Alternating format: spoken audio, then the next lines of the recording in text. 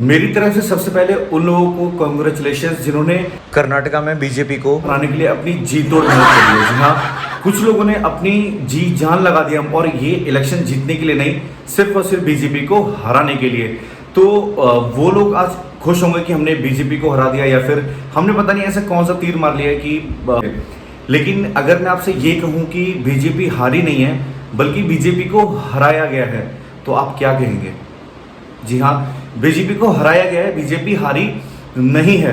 क्योंकि जो पहले भी हमारी सरकार थी यहाँ पर बीजेपी की, और ड्यूरेशन बीजेपी के यहाँ पर डेवलपमेंट की बात करूँ तो कर्नाटका में बहुत अच्छा है, और जो चीज़ें हुई हैं उनका क्रेडिट बीजेपी को ही जाता है।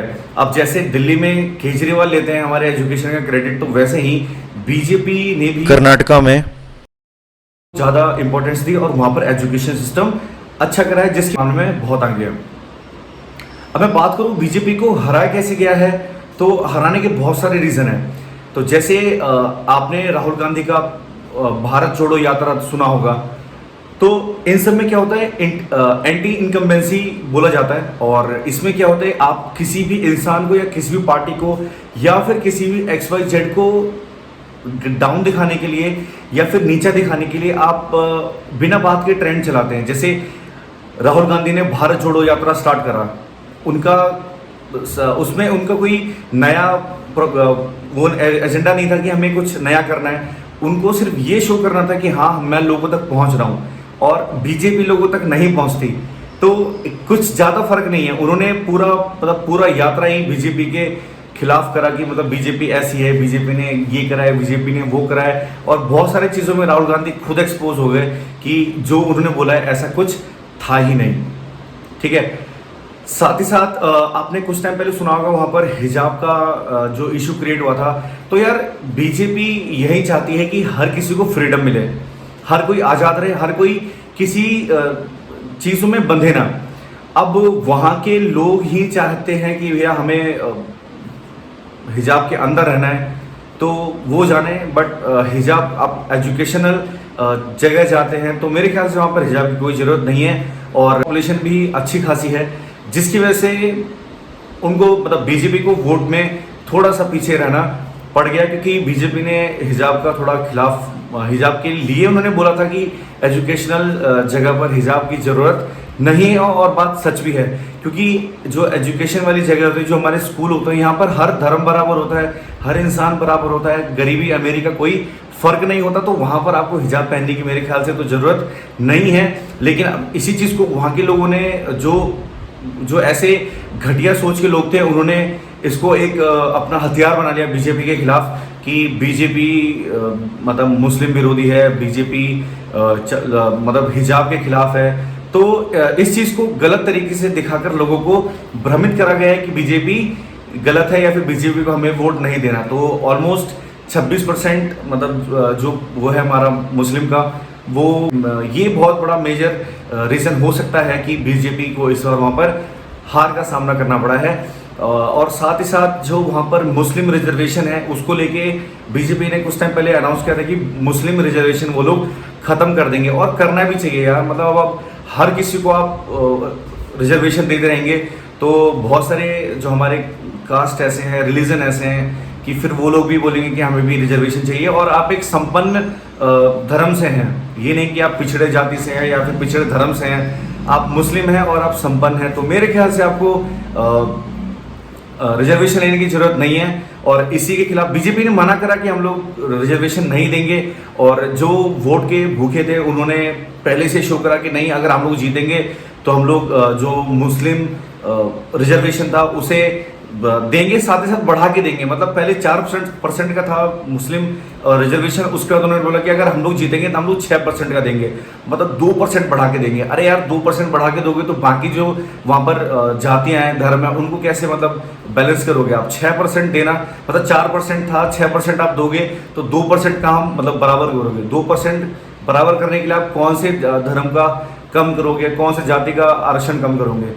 तो कमिटमेंट आपको पता ही है कांग्रेस की कमिटमेंट ऐसी रही है कि आज बोला है और कल वो लोग भूल जाते हैं। तो ये सारा मेजर इशू था मेरे ख्याल से कि हाँ बीजेपी वहां पर हार गई है। और आपने एक वीडियो ट्रेंड में देखा होगा, आजकल चल रहा है कि इस लड़की की वजह से इस बार बीजेपी हारी है। मतलब क्या मतलब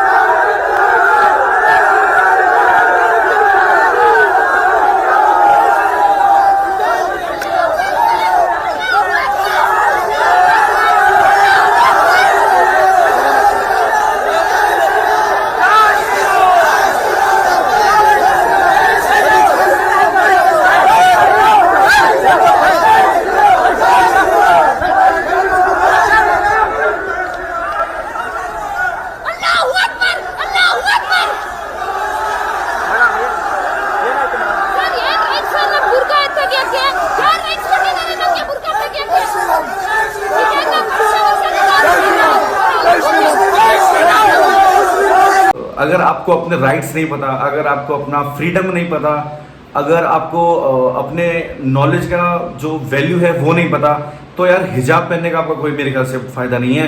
क्योंकि आप स्कूल जाते हो, जो हमें स्कूल में सिखाया गया, हमें सिखाया गया है कि सारे धर्म बराबर हैं, सारी जात बराबर है, सारे लोग बराबर हैं। तो अगर वहाँ पे आप स्पेशली जाते हो हिजाब पहन के कि भाई मैं मुस्लिम धर्म से हूँ, तो वो चीज़ थोड़ा और लगता है यार। वहाँ पे हिंदू भी जाते हैं, क्रिश्चियंस भी जाते हैं। क्रिश्चियंस तो वो उनके वाइट वाले कपड़े हैं वो पहन के नहीं जाते, या फिर कोट पैंट पहन के नहीं जाते। तो आप अगर पढ़ाई करने जा रहे हैं तो आप पढ़ाई पे ध्यान दोगे, इन सब चीज़ों पे ध्यान नहीं दोगे। तो इन्हीं चीज़ों में से ना, इन्हीं अच्छी चीज़ों में से लोगों ने क्या करा कि बीजेपी के खिलाफ लोगों को भड़का दिया कि बीजेपी हिजाब के खिलाफ है, बीजेपी मुस्लिम के खिलाफ है। और भारत जोड़ो यात्रा में तो राहुल गांधी खुलेआम बोल ही रहे थे, और जो वो भुगत भी रहे हैं। तो यही सारा था। तो और मेरे एक दो वीडियोस में लोगों ने कमेंट भी करा है कि हाँ भाई अब तू हार गया, अब तेरा क्या कहना है। तो भाई मैं हारा नहीं हूँ, बस मैं किसी पर्टिकुलर पार्टी को सपोर्ट नहीं करता। लेकिन जो मुझे लगा कि हाँ बीजेपी हारी होती, तब हारी होती जब मुझे लगता कि नहीं बीजेपी ने कुछ गलत करा है, बीजेपी सही करती आई है, और तब भी बीजेपी को हरा दिया गया है। मतलब बीजेपी हारी नहीं है, मैं आपको अभी कह रहा हूँ बीजेपी हारी नहीं है, बीजेपी को हराया गया है। और बीजेपी तब हारती जब रेशियो बहुत ज़्यादा रहता, ये 68, 69 और इतना, मतलब कोई ये ज़्यादा रेशियो नहीं होता। तो फिलहाल मैं यही बताना चाहता था कि जो लोग खुश हैं कि बीजेपी हार गई, तो ठीक है, कोई बात नहीं। हम लोग बहुत जल्दी बैक करेंगे, बहुत जल्दी वापस आएंगे और दिखाएंगे कि सच में क्या होता है एक अच्छे पॉलिटिक्स का जो मतलब होता है। तो फिलहाल तब तक के लिए ये वीडियो यहीं तक मैं फिनिश करता हूँ। और अगर आप लोग मेरे विचार से सहमत हैं तो कमेंट में ज़रूर बताएं। और अगर आप मेरे चैनल पर नए हैं तो मुझे सब्सक्राइब करें, लाइक करें, कमेंट करें और अपने दोस्तों के साथ शेयर करें। तब तक के लिए धन्यवाद।